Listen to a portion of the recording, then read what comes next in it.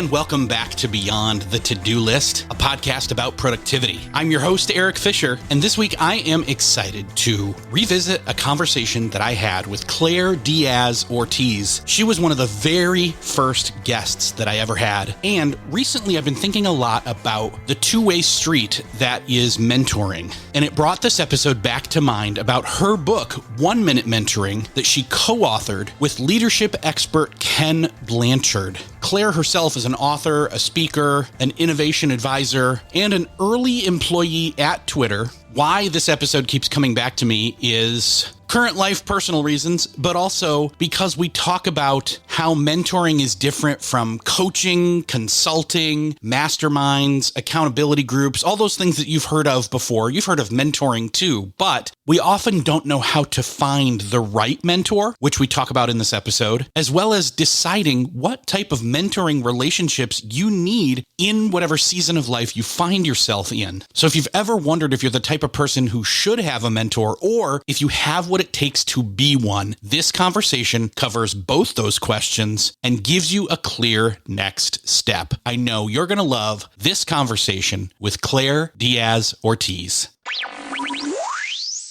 This week, it is my privilege to welcome back to the show for the fourth time, Claire Diaz-Ortiz. Claire, welcome back to the show.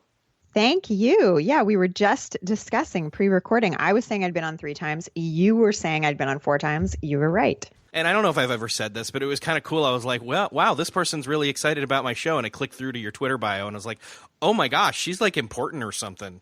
No, hardly. But I was excited. Man, yes. I was super excited. It was like, what a great title for a podcast. First of all, I saw that. And then I said, oh my gosh, a whole podcast about productivity. And I don't know, maybe 5 years ago, there were fewer of them or something. I'm not sure. But at the time, I thought it was really I know for a fact there were fewer of them. There's still not that many if you really think about it in terms of how many ones that people actually listen to. Exactly. Also. So, but you were out there, and as soon as I noticed that you had written stuff about productivity, I said, oh, well, you got to come on the show. So you did. And then you came back again, and I think we talked about designing your day. And then I think again after that, either it was right before or right after. No, the second time was right before you had your first child. That's why I remember, because the first time was really cool because, like, oh, wow, this person, like, knows what they're talking about. Great. The second time was right before your daughter was born, and the third time was right before your twins were born. So that was why I remembered in hindsight. But this time you've birthed yet another book, and you've done it with someone who's written tons of books. Ken Blanchard, geez, come on. And it's called 1 Minute Mentoring, and the subtitle, I think every book now is required to have a subtitle, right? I think so, yeah. Because it's like they kick you out. Anyway, 1 Minute Mentoring, how to find and work with a mentor and why you'll benefit from being one. And what's cool is you're not just doing a book about this, but you're also, in essence, having a whole summit about that. So let's talk about the summit real quick. And people have already heard probably the link to go sign up for that in the intro. Let's sell them on that real quick and then talk about this book. Yeah. So first, the book is coming out on May 2nd, and then we are hosting the Success Mentor Summit from May 9th to May 17th. The concept is really, do you want a mentor for your own success? I think a lot of people would say yes to that. Raise your hand and say yes, right? And so if you do want a mentor to help you think about what success is and what success isn't and how to build a sustainable path towards it, then this is a free online summit. It runs for 8 days, and basically I brought together, 45 awesome people, including the likes of Mr. Eric Fisher, to talk about really what success means. And they're talking about it through the lens of mentoring, through the lens of mindset, and ultimately, just showing you kind of a glimpse into their lives, how they've built success, and how they believe that you can better build a path to your own success, however you might define it. Mm-hmm. And, people listening to this show know that basically the vibe that I have going on with this is having a virtual coffee with people and letting the listener sit at the table next to us and listen in on the conversation. So they're learning by proxy, and people want more of that from me. I get messages all the time where they're asking, questions, or if I have time or this or that. And, I try to do the the whole do for one what you wish you could do for many when it comes to that. And most of us, again, are already sold on this whole idea that having a mentor or even being a mentor is a good thing and that there's benefits for both the mentor and the mentee. What are some of these benefits in terms of a refresher? Because, I mean, again, like I said, most people are sold on this, that either side of the relationship is beneficial. But let's talk about some of these benefits.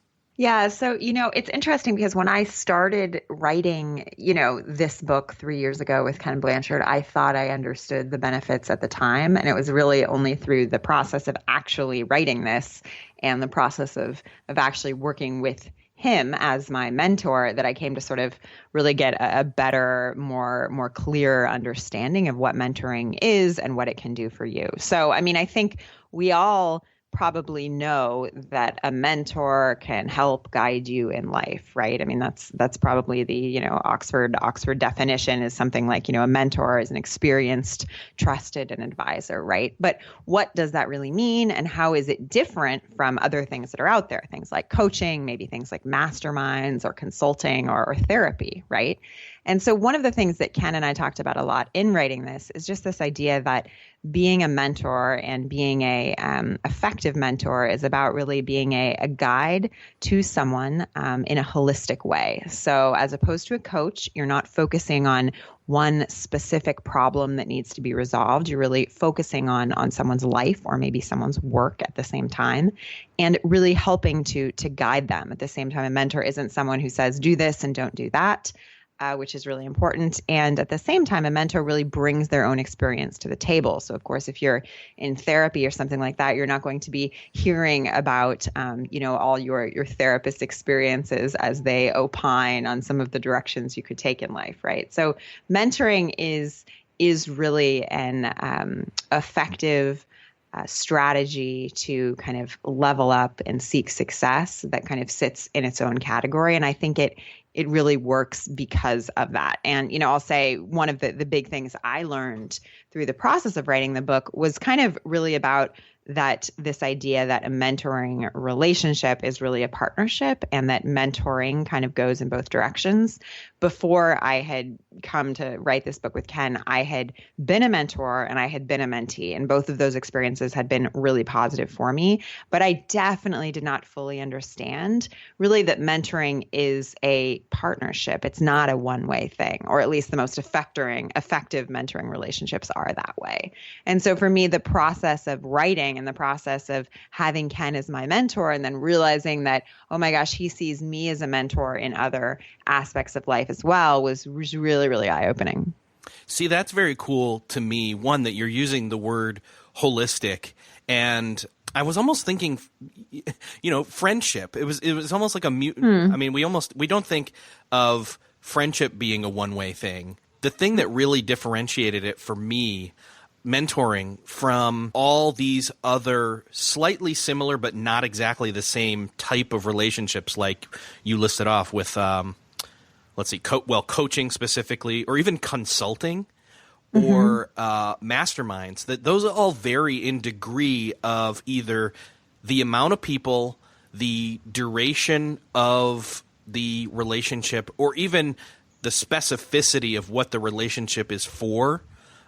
When it comes to, skills or honing in on like a specific amount of performance. That's, coaching is having somebody coach you, and coaching is very much one way. It's not both ways. I don't think, a coach may get something out of the relationship, but it's more a one-way arrow in terms of that relationship.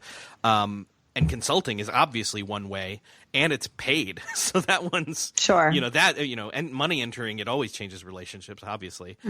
But I love the fact that you're saying the word holistic, because it really is that all of life. It's not just career. It's not just relationships. It's purpose and the phrase that everybody uses, which is work-life balance, and all of that wrapped up in one. And again, it's that mutually beneficial. It's both helpful for the mentor and the mentee.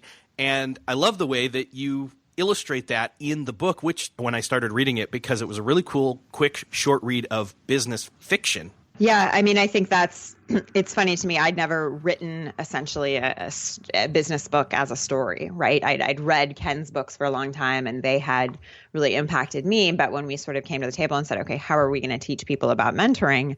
I was very convicted early on that, what he has done in the past has worked to reach a lot of people and to reach people in a powerful way, but also a simple way, right? So I think kind of this idea behind 1 minute mentoring and what does that whole 1 minute thing mean in front of the word mentoring is really this idea that success doesn't have to be as complicated as you think it is. It's not always just about the hustle and the grind, and that you can get great insights without having to do too much work or in this case, too much reading. So again, I went into the book with this idea that, I know what mentoring is. And I think what was surprising to me was to gain so much clarity on what it really is. And that even out of, even differentiating mentoring from coaching and masterminds, et cetera, that even in the word mentoring or even in the specific category of mentoring itself, there were different types of mentoring relationships. Absolutely. And that's one of the things that we talked about a lot sort of in crafting this book was this idea of, okay, what type of mentoring relationship do we want to show through this story? But then also what type of mentoring relationships do we want to sort of call out and identify as other potential great ways for people to engage in mentoring? So in this story, I think you would most effectively say that it's really a cross-generational mentoring relationship. And that's really the mentoring relationship that I have with Ken, right? We come from different generations, and yet we are each teaching each other in different ways, right? A few sort of different types of mentoring relationships, just to throw them out there. You've got one that is increasingly more common in organizations that are creating mentoring programs, these new hire mentoring partnerships, right? So you're new to a company or maybe even to an industry, and you come in and you are partnered with someone who has been there before. Maybe they are, reaching retirement, or maybe, they've got 10 solid years under their belt or whatever it may be. And they sort of help you and guide you into understanding the new company and the new industry. Another pretty common one, I guess I would say, at least in our sort of understanding of mentoring, is this idea of adult to adolescent. And in the book, we talk about the Boys and Girls Club. It plays a role in the story. And I think that's a pretty typical mentoring model that people have in their minds. This idea that, an adolescent can be paired with an adult who wants to help them to, succeed and study and, think about what they want to be when they grow up. So that's another sort of type of mentoring relationship that is common and successful. This whole idea of generational mentoring, when I heard that, I thought to myself, the differences in generations between, like, say, millennials or Generation X or baby boomers or even the greatest generation, and all of, and specifically because my mind is always on this, is the difference between those generations growing up with or without, or to what degree, I guess I should say, they've had technology in their lives at how early an age. And I thought to myself, man, it would be really cool to have kind of a mutually beneficial mentoring with an older person where, since I'm somewhat tech savvy, I could talk to them about that and help them learn some of the benefits and avoid some of the pitfalls of technology. Meanwhile, glean from them things that I could learn from them in terms of, like, maybe, I don't know, I'd have to come up with stuff. But you see what I'm saying? I thought that's really cool. Like, my eyes even being opened to that after reading the book were pretty surprising to me. Yeah, and I would say, first of all, that's awesome that your eyes were open to that. And I would also sort of go a step further and say, I think one of the things that I hope that this book really conveys is that not only should your eyes be open to, oh, wow, I can be a mentor. I don't have to be some total expert in every field of life in order to be a mentor, right? I can be a mentor in a specific area. But more than that, just the idea that, and also by being a mentor, you're going to also gain from it as well, right? Because I think that is important. Ultimately, people want to feel fulfilled in partnerships, and I think that mentoring can do that. I think most people, they understand the benefits, that there's benefits both ways. So let's start from one side of things in terms of someone who realizes, you know what, I could probably use a mentor. How would you suggest they go about trying to find one? Sure. So I think that the first step is, and Ken and I kind of talk about this really early on, is this idea of identifying what type of mentoring partnership is best for you. And so we touched on a few of those. There's, the new hire one in an organization. There's maybe the cross-generational one, which is the one Ken and I have. There's the adult to adolescent one, which you see in, Big Brothers, Big Sisters, or Boys and Girls Clubs. There's the peer-to-peer one, which is maybe kind of what you're saying of, you could potentially be a technology mentor to someone else who could maybe mentor you in a different area, right? So there are all these different types of mentoring partnerships. And I think it's important to first kind of identify what you think would be most useful to you in this season of life. So I would say that's, step one. Once you've identified that, it's about sort of understanding the format and the context in which that can take place. If you're looking for a mentor within an organization that you're already a part of, or within an industry, the great first step is to go to your HR or go to your professional association to see if they already have something in place that could help direct you in a programmatic way. If that's not the case, then it's about you sort of on your own trying to find someone.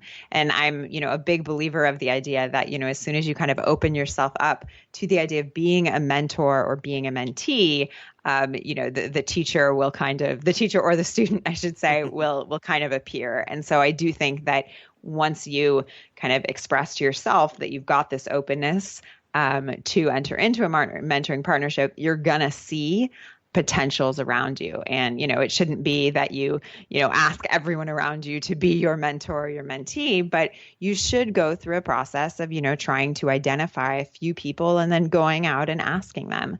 And we talk about in the book how we think it's really important in doing so that you think of the kind of the difference of essence and form. It's this idea that, Ken is a big believer of, that you should put essence before form. So, trying to make sure that you can understand the essence of what a relationship with someone might be like. And if you have, shared values and you feel like you have rapport and you feel comfortable talking to them, all that stuff is a lot more important, or at least the most important stuff in the beginning. And only then, if that is in place, can you then move on to form.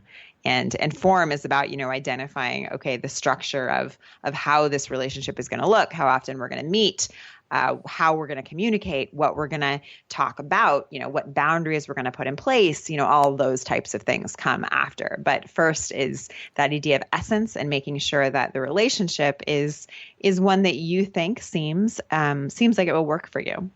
Yeah. So essence, in other words, is what we are looking for in that mentor, as well as what we have to offer that mentor as a mentee, or vice versa.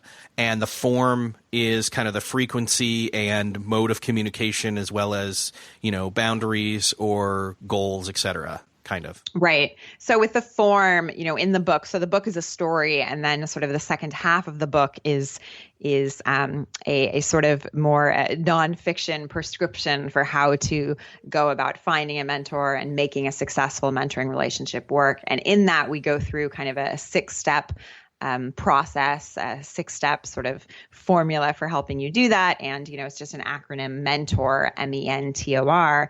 And so, the first step, M, is about mission. So you want to come up with a mission statement with your mentor or mentee, just to make sure you guys are on the same page. You have a sense of where you're both headed. The next step, E, is about engagement. So figuring out how you're going to engage and making a commitment to engaging, whatever regularity you want with your mentoring meetings or, mentoring chats, whatever you want to call them, make sure that you stick to that. We're going to meet once a month. We're going to talk on Skype every 3 weeks, whatever it may be, make it something regular. Then you've got ME, then N is networking. And I think this is really important because, this idea that cultivating productive relationships is really critical, is essential when it comes to mentoring, because oftentimes, one of the first reasons that people want a mentor specifically is they want someone who can help them connect with others, to help them kind of, level up in what area of life they're interested in sort of further success in. And so it's important when you think about networking that what you're going to be doing is you're going to be having the opportunity to be introduced to, people in the network of your mentor or mentee, and you've got to really, really tread carefully and make sure that you are, proceeding with caution and with care and, taking care of those relationships, because your mentor, your mentee has built those relationships over time. And by a function of being close with you, they're sort of opening up the kimono. So you've got to make sure that you're taking care with that. And so that's when we get to MENT. Trust it's all about this idea that building trust in a relationship takes time. In 1 Minute Mentoring, we share a story where we think this idea of sort of opening up your network can sometimes happen too soon in a mentoring relationship, right? You can get a little too close too fast, and there can sometimes be not so great results to that. So building up trust is something that needs to happen, and it probably needs to happen over time.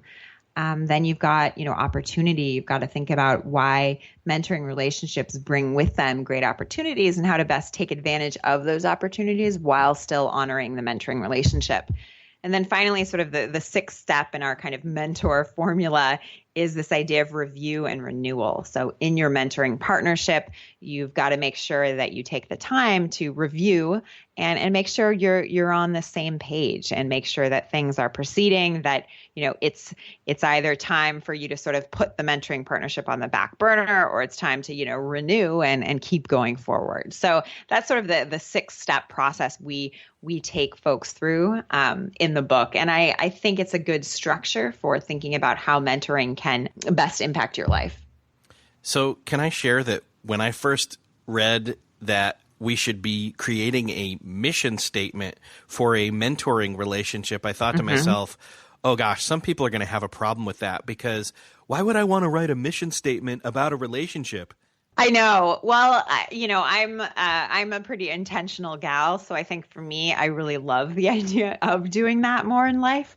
I'm such a fan of, when you see on Instagram, there are people who have like mission statements for their families, or they have those, powerful words for their families, and they have them like on cool posters in their kitchen. And I'm always like, oh man, Jose, we need to do that. So I'm a total fan of this idea of mission statements, but I understand, and I've heard that sometimes folks can feel kind of overwhelmed and kind of nervous about what that means. But, honestly, it's not hard, it's not scary, and it's not too formal, but it is just about making sure that you both have kind of a similar goal in mind for the mentoring partnership. And I think just to give kind of an example of sort of the downsides of not doing that, I've talked to lots of folks who've had mentors over the years, and I think one of the things I've seen again and again is that sometimes people, as mentees especially, aren't able to really achieve everything they want or gain everything they'd hoped out of a mentoring relationship, because sometimes the mentor doesn't even really understand that they are mentoring the other person,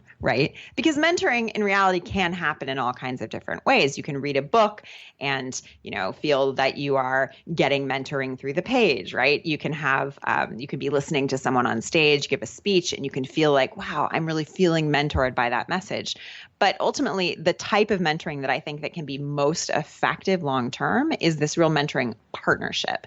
And to do that, the mentor really has to be on board. And so I think making sure that you come up with, a simple mission statement is a great first step in assuring that you both are really committing to something. Well, I think you hit it on the head there with the word partnership, because when I thought about what other kind of relationships do we have kind of an official written or at least verbal statement of, the purpose of the relationship, I immediately went to, membership in certain groups, or specifically when you think about it, what are some of the most important relationships we have, like having vows for a marriage, you know what I mean? It just makes sense that, in other words, both people know why you're meeting and what the purpose is and what the nature of the relationship is, and that you're stating it, out loud and to each other so that you can move forward. Absolutely. Absolutely. And I think making that statement is really important. And it's something that's really, really easy not to do. And it's only sort of after the fact that you realize, wow, how much more could I have gotten out of, that mentoring relationship. In the case of mentoring, had I identified what our goals and what our sort of plan was. I know that it's going to be different for each mentoring relationship, but what kind of guidelines would you give in terms of people thinking, oh my gosh, is it going to take up all my time? And, how frequently or how often and in what ways, with what modes of communication, with like text or phone or email, meeting in person? Like, what kind of guidelines would you say in terms of starting off, but then also maintaining a healthy mentoring relationship throughout the duration? So I think the big thing is regularity of communication. And I do think that this can really be different for different people. But, for me, I think starting out thinking about communicating once every week or once every 2 weeks is a great idea. And by communicating, I don't necessarily mean just like a simple text, but I mean having some type of conversation, whether that's virtual or in person, to really get into, the nitty gritty of what you're there to be a mentor or mentee to the other about. Does that make sense? Because it's really in the beginning of a relationship that you kind of set the stage for everything that's going to come later. And it's in the beginning that you need to really get to know each other as much as possible within the boundaries of a mentoring partnership. So I would say regularity is really important. And I think in terms of modes of communication, I do think that is really particular to different people. And so you've got to see what really works best for you. I think this comes back to sort of this generational thing that you mentioned earlier. If you're a millennial or if you're a boomer or whatever it may be, Ken has this funny story that Ken's really big on phone calls, right? He loves just calling people out of the blue and expecting people to pick up. And his wife said to him, one time, Ken, has it ever occurred to you that sometimes people just don't want to talk to you on the phone? And he's like, no, honestly, no. And I find it hysterical because I'm not a phone person. I'm a texter, I'm an emailer. And so I think having some of those conversations up front can help you to feel better connected and better engaged as time moves forward. And to definitely maybe keep it in mind, for example, with Ken's wife saying to him, have you thought about this? That he would then start to consider that and be accommodating. Right. Absolutely. And I mean, you've both got to be accommodating. You've both got to understand that different people have different personality types, and this is the way that X person can best communicate. But over time, sort of being accommodating to one another and thinking about the ways that you can cater to one another while still honoring your own essence is really important. And I think you guys do a great job of illustrating this in the story, in the book, between the mentor and the mentee, that depending upon the urgency maybe of the situation or the request for guidance or advice or whatever you want to call it, that it could be a text or it could be a phone call or it could be a face-to-face or it even could be an email. So that key piece being here is that between the two of them, they had decided what of all those methods and of what urgency was what protocol was okay. Absolutely. Absolutely. I hadn't even thought about that before I was reading that in the story, and I just realized, like, wow, that's really cool. Like, a lot of people don't even have that type of communication rubric thought out just for day-to-day life, let alone business or, networking relationships. So I really like that. Again, going back to what we were originally talking about when it comes to why we do this, there's going to be advice and guidance given, and what are some of the ways that we can best ask for that advice as well as receive that advice and apply it? Well, I think, when you are hopefully, if you're thinking that you want to mentor, particularly if you're thinking if you want to mentor, but also if you're thinking you want to, you want a mentee, you probably are more open to receiving advice than maybe sort of, the average Joe or the average Claire or the average Eric walking down the street. That being said, I do think it's important when you enter into a mentoring partnership that you really realize that, hey, you're not always going to hear stuff you love. It's your job here in the process of learning and growing to try to open your mind and be accepting of what you hear. And that doesn't mean you have to do everything your mentor suggests by any means. But, it does mean that, you're here to learn. So try to think about things you haven't thought about before and try to change the way you think about certain ideas. And that's where you'll see kind of the most impact. I think one of the things you guys really show in a cool way is the place for introspection when it comes to receiving and even giving the engagement back and forth when it comes to mentoring relationships, because when I was reading that and the two instances where the mentor and the mentee have both realized something about the advice given or not given, and then they have to internalize it and sit with it and even take some time to really be introspective about it. I really did think about your book, Design Your Day, as well as the Present Principle and the role that those play in this whole mentoring relationship. Because if you're going to really get something out of getting or giving in a mentoring relationship, you're really going to have to be willing to sit with some stuff and internalize it and dig into it a bit more inside yourself. I absolutely agree with that. And I think that luckily, as I say, a lot of people who are looking for a mentor or a mentee are probably more open to doing that work. But even so, you've got to be aware that, it is some work and it is some effort. Yeah. It can be some soul searching. Especially if the mentor does know you and in conversation with you and says some things that maybe, well, have you thought about this? And you're like, well, but you sit with it and you think this person, you chose them as a mentor for a reason. They have earned your trust and they are trusting you. They're giving you guidance, and it's worth your time and their time, for that matter, to consider it what it is they're saying and to really see if that can have an impact against who you are and who you want to be, because obviously that's part of why you're meeting with them anyway. So Absolutely. Yeah. So what are some of the other ways, maybe dipping our feet in on being more open to being mentored as well as mentoring? If somebody, maybe I've done it in the past, but I haven't done it in a long time. I just don't know if it's right for me in this season. How do we get people to maybe have a quick win with a mentoring, a very, very short-term mentoring opportunity, Yeah, I think that, Ken talks about this idea of mentoring moments. And I think this is something that has really kind of impacted me in the way I think about mentoring.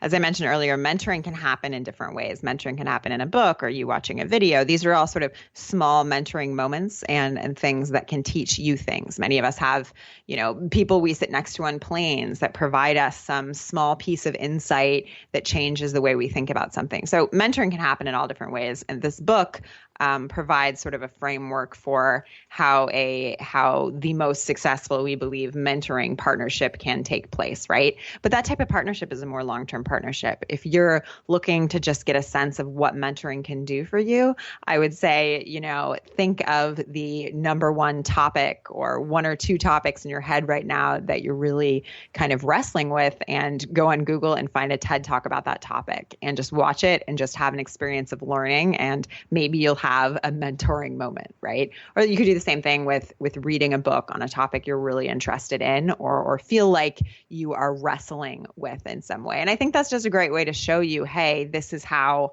mentoring can be effective. And then let's see how, you can take sort of that small mentoring moment and then transition it into, hey, maybe I want to look for a mentor that might be able to really help me think about my life holistically at the same time. Well, and two other instances I can think of that I think would really help people, and this is so obvious to me, is one, podcasts like this one, as well as your summit that's coming up, where there's, 45 plus speakers or so, all talking about mentoring and success and much more than that. I think that makes a lot of sense. This whole mentoring by proxy in a weird way, I don't know if that's really a term, but I think that's the world we live in these days. And I do think that's what makes it so special or more poignant, I guess, when people can meet face to face or have consumptive type mentoring relationships where it's me just reading their book or me just listening to their show or me just consuming or listening or absorbing their stuff, but having it be a two-way thing. But not everybody can find that easily. But hopefully, again, wherever you are locally, that's an option. but it's not your only option, is I guess what I'm trying to get at here. Agreed. So, well, Claire, it has been awesome to have you back on the show again. Again, everybody needs to go sign up for the summit, and I'll have the link to that after I close out this conversation with you. But again, the book, 1 Minute Mentoring, it comes out today, May 2nd, and it's by you and Ken Blanchard, and everybody should go grab it. I'll put a link in the show notes as well. Claire, thank you so much for being here for the 4th time. Yeah, thank you. It's been really fun, Eric. Well, that's another podcast crossed off your listening to-do list. I hope that you're walking away from this conversation with Claire Diaz-Ortiz having a clearer picture of the mentor that you want to be or the mentor that you need right now in your life. If you found this podcast helpful, and I hope you did, please do me the favor of sharing it with somebody you know needs to hear it. Hit that share button in your podcast player app of choice, or go to the show notes at beyondthetodolist.com. Thank you so much for sharing. Thanks again for listening, and I'll see you next episode.